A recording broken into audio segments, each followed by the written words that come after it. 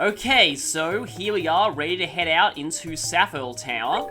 And as you can see from my status, I haven't really changed around the equipment of most people at this point, but I will probably do that later. So yeah, you've got the Vajra and the Ruby Talisman, because we'll be fighting a lot of things that are weak to fire here. In terms of Agate's Orbment, I've basically got just, well, pretty much just the best stuff that I can get on him. Yeah, this is why you upgrade the slots on your physical attackers, because HP 4, Action 4, and Attack 4 are all pretty good. And that's, well, okay, I think I have switched up Estelle slightly. I've given her Attack 4 just for some fire arts, and that's basically it for now. It's just kind of amazing how good Joshua's starting Orbment setup is, that you really don't need to change it very much for this whole chapter.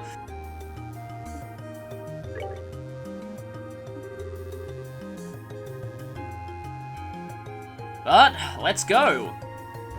I will say that, while the status ailments for some of the other enforcers weren't so obvious because we didn't really deal with them directly before, for Luciola, you know that you're gonna have to deal with Sleep and Confuse. So, you need to make sure that you have as many Sleep and Confuse accessories as possible. I totally forgot that you can still fight the basic enemies here. That's actually kind of cool. And they're still exactly as weak as they were earlier in the game. Well, I mean, they weren't weak back then, but they're certainly weak now. That's actually kind of funny. I guess you can still grab any chests here that you missed, because I think there is one chest outside this place. Yeah, there is, and it's open since we got it on the first pass. So these still are exactly the same locations as you visited earlier when you were going around Laberl. It's just that you can't head out or anything because the region's kind of in chaos at the moment. Yeah, you're only saying this now?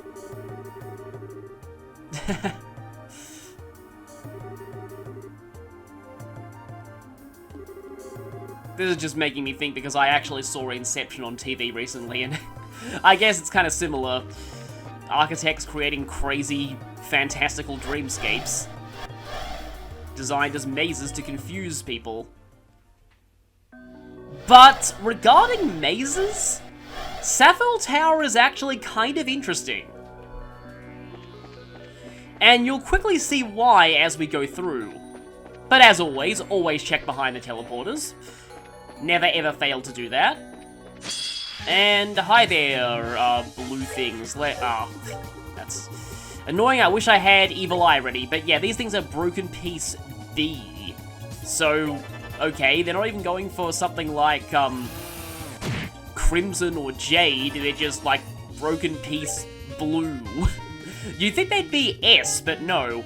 But yeah, all of the enemies in here are going to be immune to water and weak to fire.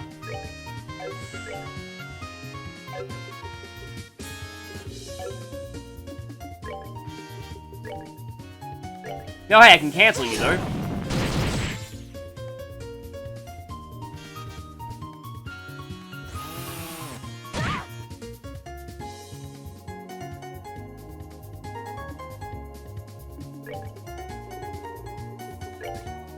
And at least the area of the enemies immune to wind is behind us, so Schera can just safely use Aerial.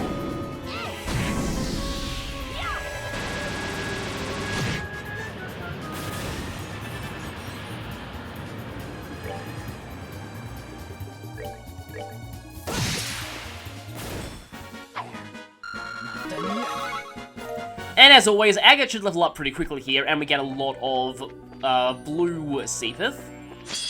And another one of these things. I'm pretty sure they all use arts that relate to their elements, but it's not like that's really that important when you can just go ahead and mute them. Oh yeah, by the way, Estelle did learn True Hard Break. I don't think I really paid much attention to that earlier on, but True Hard Break is actually kind of special. It not only has increased power, it also has an area effect now.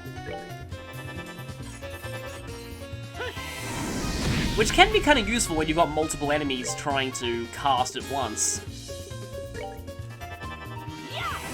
Yeah, even... Wow, that does a lot of damage. I mean, Schera does have a lot of ATS boosting items, but still, that for just basic Firebolt, that's a lot.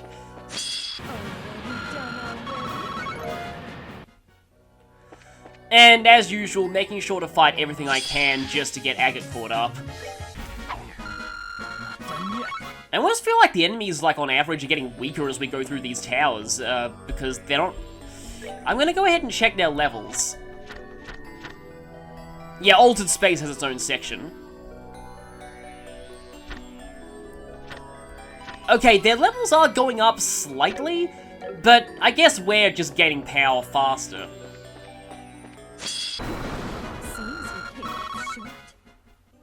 Okay, Agate is super close to leveling up there. And over here we have, absolutely nothing. I guess there were no chests in this area.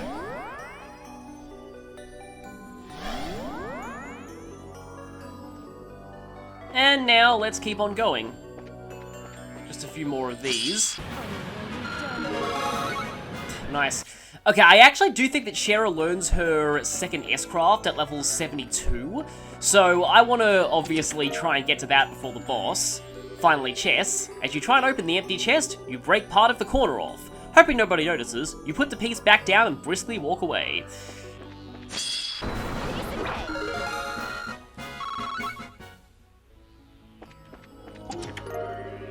A whole bunch of Seepeth. I'm glad they give you more time, space, and mirage as well as the main elements. What were you expecting to find here?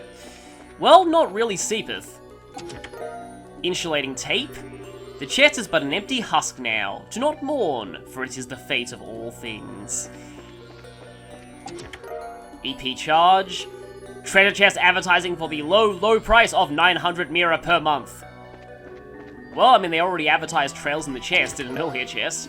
Smelling salts. Empty, but that should come as no surprise. There are trails in the chest, though. Someone in the comment section pointed out something about Crossbell and, anyway, Celestial Balm. You scour every square inch of this chest's empty innards, desperate to find any scrap of treasure you missed. Yeah, there's kind of a meme with Crossbell, involving, yes, characters and a certain other use of the term chest, and some people say there must be something in the water of Crossbell. Agate sadly will not learn his final S-Craft until level 80. And hey there, familiar bell sounds, we know you.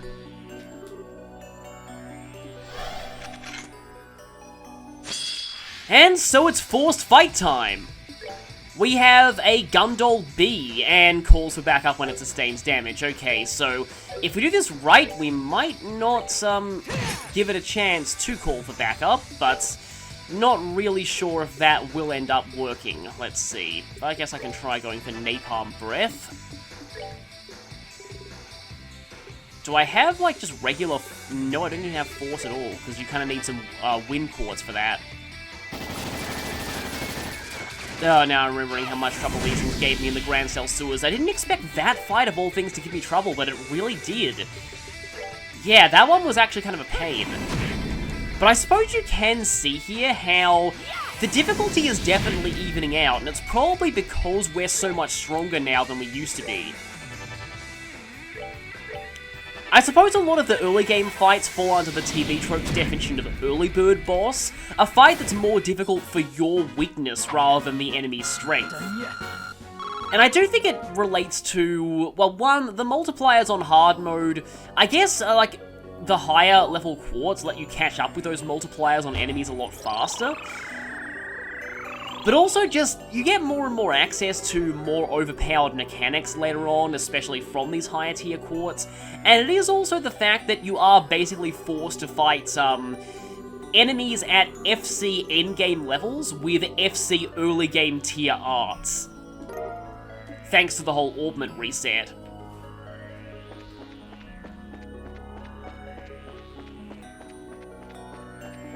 But it is kind of interesting just how much the game kind of evens out. This is why I played on hard, by the way, because this section would have been a complete joke on any lower difficulty, and this just screams monster chest. Yep, it's a monster chest. I don't think we've actually seen any of these series dooms here, so they're totally new. So I guess I can continue going on my my tangent while I'm in this fight.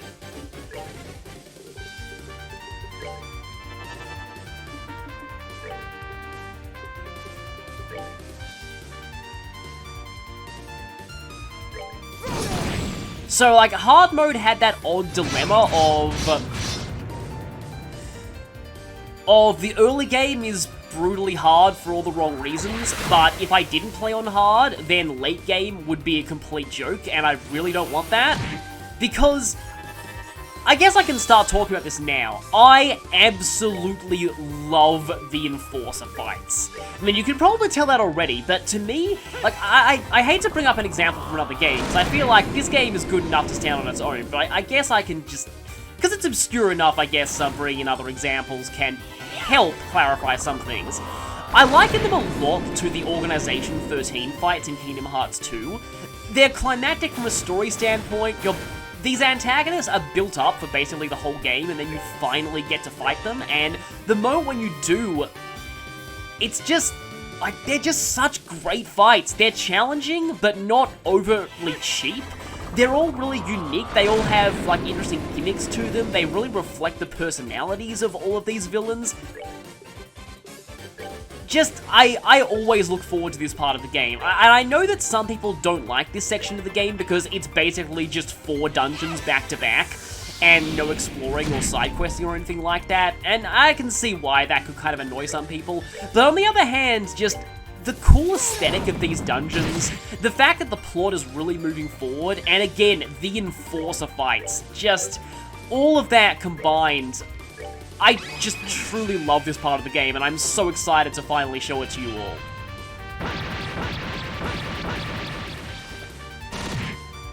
Because, like, regarding the Enforcer fight, something that I only kind of just realized looking back at Blue Blunk's stats, Blue Blunk actually has more health than Volta does. Volta is very much the glass cannon of the Enforcers. He takes fewer hits to go down, but on the other hand, he also hits very hard and is way faster than Blue Blunk, so yeah, and also Blue Blunk's a bit more of a stally fight because he can summon more minions, whereas Volta can't, but Volta's minions are more of a threat than Blue Blunk's minions. Again, they're all really, really cool fights, and you'll see Luciola's soon, and just how, well, Luciola's is probably my least favorite of the Enforcer fights, as a bit of a sneak preview, and it kind of fits because Luciola is my least favorite Enforcer, in this game at least. Whatever riches once lay in this chest, it's just an empty vessel now, so it's Garen? Anyway, yeah, Joshua, if he wasn't strong enough before, now gets a better weapon, so 900 strength in addition to being decent magically. Oh, well, I should have given Agate that earlier, that was really dumb of me. But yeah, I mean, admittedly Joshua is a lot higher level than the rest of us. I should go ahead and clear this room just for the experience.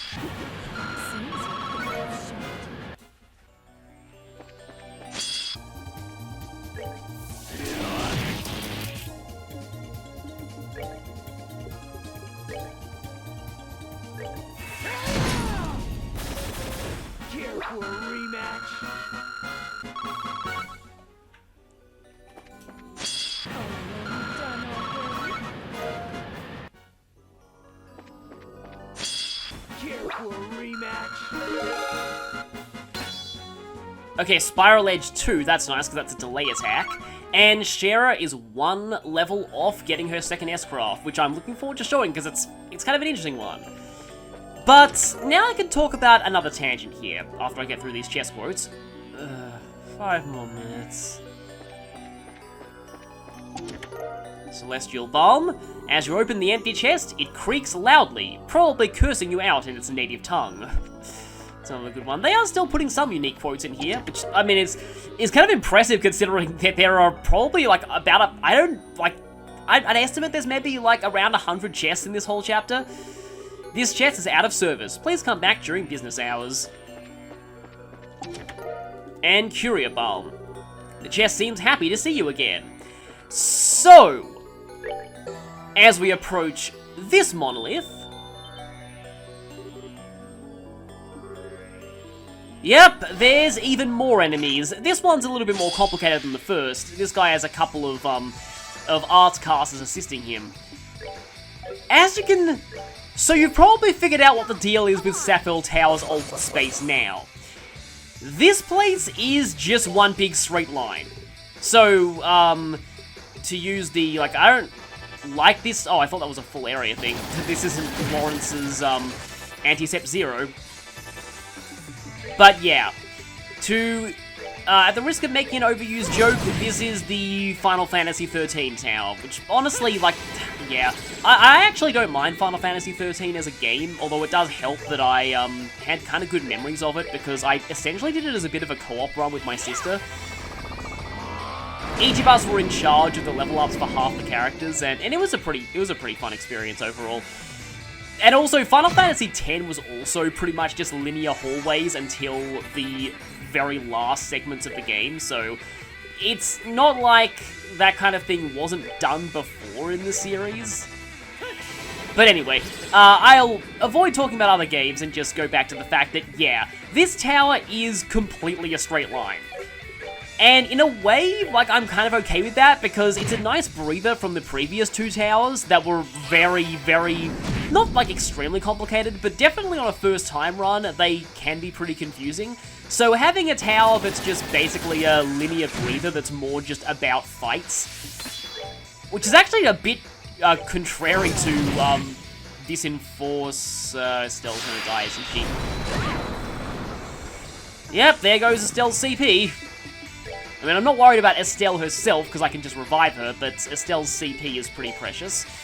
Okay, running a little low on Refresh Jellies. You might notice that I have been using Reviving Balms rather than Refresh Jellies more and more, because I'm kind of rationing those, because we're going to need revival items very, very soon. Because the last Enforcer fight in this chapter is a real, I don't use the term doozy often, it doesn't really come naturally to me, but yes, it is one of those things.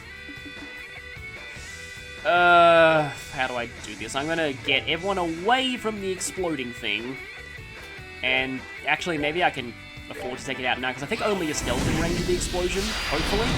Yep, only she was in range. These enemies do hit pretty... Oh, wow, this is the first time, like, legit that I've heard the Crisis music in a long time, so that really says something. Oh, if I do that, Agate's gonna miss out on the experience. You don't have Revival, do you? No, you don't. Oh, well, I know that I'm gonna be able to get a Revive off before you go down, probably. Yeah, I've got a lot of these Reviving Balms, and if I'm going to end the fight anyway, soon, I may as well just use the cheap low HP Revival, rather than waste one of my Refresh Jellies, which I can't really make more of, because I can't farm Prickly Seeds in this chapter. It's the one ingredient that's eluding me. I should have stocked up on those from Orvid earlier. We will have access to Orvid's shop again later, but just obviously not now.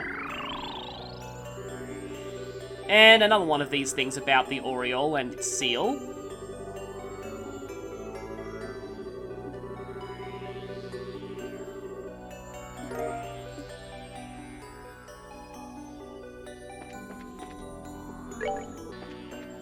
And here is there, nope, nothing behind this teleporter. So, because this tower is mostly linear, and there's not a lot to say about the exploration aspects of it, and also this is going to be a repeat monster no! Just a regular chest. Back for seconds? Have we even used what you got the first time? Well, no, but... now I have, kind of.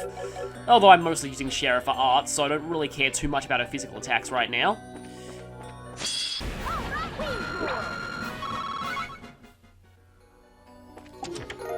Reviving Balm. Take, take, take. That's all you ever do. Why not try giving back to an empty chest sometime? Oh, okay, I was gonna say that the chest was gonna shield me, but no, you aggroed right through the chest. Okay, Schera's about 1,000 experience off getting to level 72. The chest was more than excited to speak with you.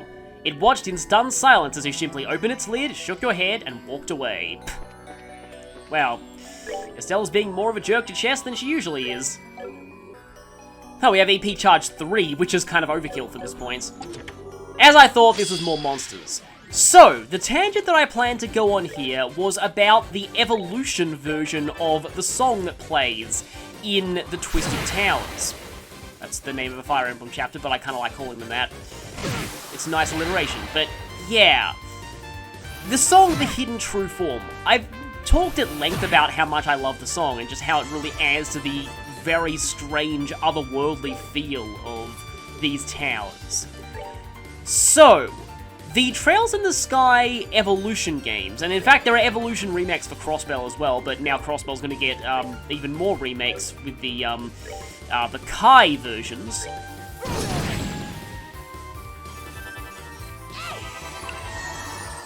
But the Evolution remakes not only add full voice acting, which is amazing, I think, like, it's... When I was going back to record the Evo voice patch for some of the earlier scenes, something that really impresses me is just the fact that... Because in a lot of parts of this game, you can... There are a lot of potential party members that you can bring, and every possible combination of party members is fully voiced, which I find really impressive, but that's not actually what I wanted to talk about. What I wanted to talk about was the fact the Evolution remakes also have remixed music, and there it can be a little hit and miss. Now, the thing is, I've usually not been one to criticize music in remakes. Like, I know a lot of people often do, and it often annoys me, because for the most part, I tend to really love the music in video game remakes. The only, like, time I've really come close to disliking music in a remake was, one specific song in Heart Gold and Soul Silver, and that's what they did with Goldenrod City. Because, yeah, Goldenrod City sounds totally... And the weird thing was, they kept the bike theme as a remix of Goldenrod City's original theme. But they didn't, like, change the bike theme's remix to suit how they remixed anyway. But yeah, normally I really like the music in remakes. I usually think that it's great. Like, for example, like as of, I don't want to date this video, but as of recently, the Mystery Dungeon remake has come out, and the music in that is really great. They even kept some of the chiptune, like, they kept some of the chiptune backing sounds, but they added in, like, full instrumentation to the main melodies, which is also really cool. Thing is, though, when you're doing a remake of a game like Trails in the Sky that already has a completely phenomenal soundtrack, then you've got a lot to live up to. And a lot of Trails fans find, me included, that a lot of the soundtracks of the Evolution remakes don't quite live up to the originals. Now, there are some of the Evo remixes that are actually really good. In particular, the Special Ops Soldier battle theme from FC. Oh great, I still missed out on the experience, but she's pretty high level anyway. The Special Ops battle theme, the remix of that is really great. I used that when I was talking about the Lawrence fight in my FC playthrough. I love that remix. You might also notice that we have quite a lot of Sepith right now, so yeah. It's going to help us upgrade a lot of slots to level 3. At this point, you need to think outside the box. Yeah, they really want to make sure that you have enough Sepith to upgrade your slots to level 3, because you're going to really want that later on. But anyway, so on music, while there are some songs that are still very good in the Evo remakes, the Evo version of this song, The Hidden True Form, well, listen to it for yourself.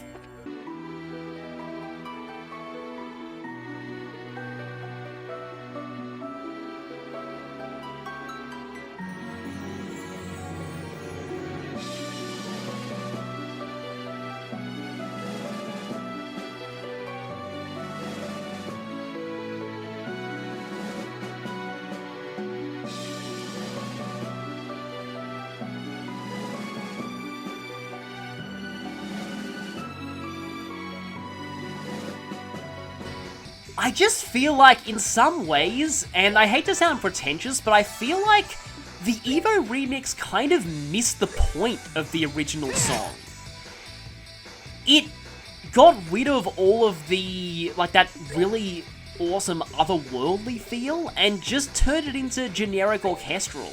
And, like, normally that kind of instrumentation I'd be okay with, but for this song in particular, you really need to capture that otherworldly, like, eldritch location feeling. And the remix, I feel, just really failed at that, and that's one of the reasons why... Yeah, there are some of the Evolution remixes that I like. This is definitely not one of them. So I wanted to make sure to show that. Speaking of which, though, the Evolution remix of Fight with Assailants, the song that's playing right now, is actually quite good. It reminds me a bit of Smash Bros. Smash Bros. Brawls take on Sticker Bush Symphony in that it's very different from the original song, but still very good in its own right. And I might play a bit to give you a listen now.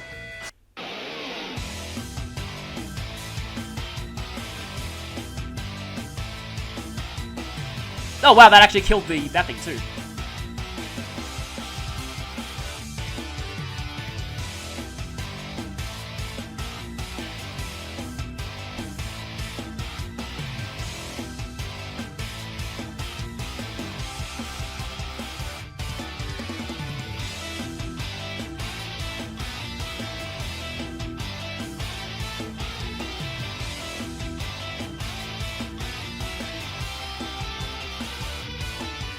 I could make out the word bread in that. But yeah, now we're back to your regularly scheduled music. But I mean, on the other hand, I'm not one to completely diss all of the Evolution soundtracks. I still quite like a lot of them. I just needed to address the treatment of this song. And here we get a ruby gem. Pouring around at the bottom of the chest, you find a small door. Opening it, you see the ground. Well, that was underwhelming. It just makes me think of Alice in Wonderland for a second, but yeah. That turned out to be a little bit anticlimactic. So, as you can probably tell, this is why I upgraded Agate's central slot to level 3, because now we can insert the ruby gem. Obligatory joke about, hey, we could fuse it with our sapphire gem to get a garnet gem, but no. Ruby gem is attack 5. It does lower your defense by quite an extent, but for Agate, I feel like he kind of works being the glass cannon. Zin is more of the physical tank. Also, I didn't give that second 8 Divinations Garb to anyone. Except that's going to lower your arts attack by quite a bit, and it does buff her speed considerably, though. Yeah, with all the, with action 4, plus 5 speed is actually a pretty big increase. Well, actually, it's just plus 7, but even then, that's still a pretty big increase by the standards of this game's speed formulas, but I really like that high ATS, though. But the high speed could also be good. Okay, I'm really torn here. I think I'll go with this for now, just to see, but like, Schera was already attacking pretty quickly before.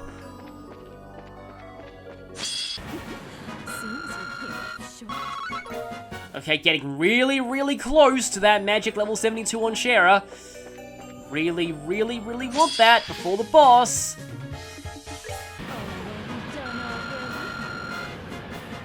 Really? 3 experience? Really?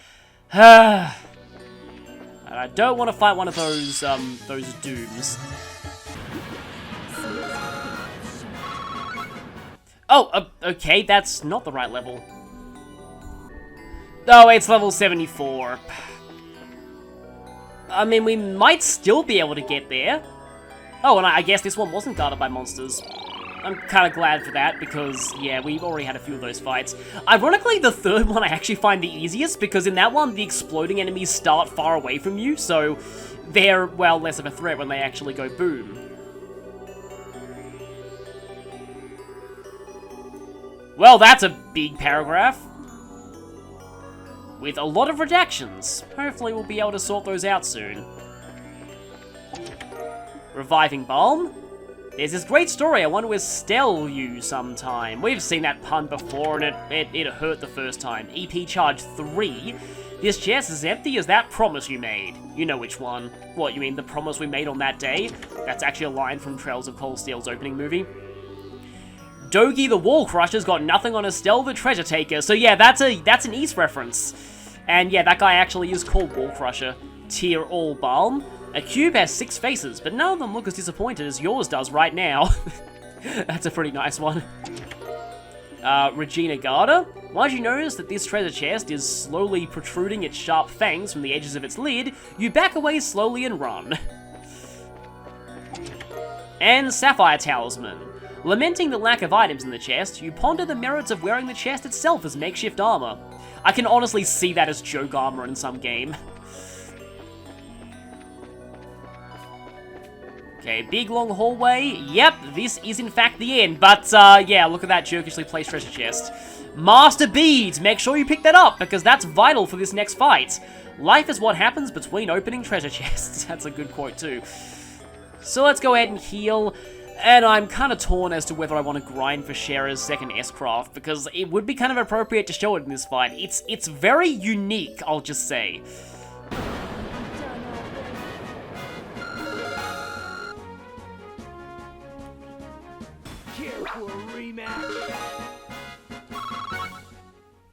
Okay, so I did get a level up on Estelle and Agate, but in the end I decided it's gonna take way too much time to get Schera up 2 more levels, because the enemies in here are not giving her much in the way of experience. We will definitely be seeing her second S-Craft later, but for now, we're going to take a rest here while I go and check to make sure my chest total is where it should be. Right now, it should be either 364 or 365, so I'll check that, and then I'll see you back here for the fight against Luciola, the Bewitching Belle.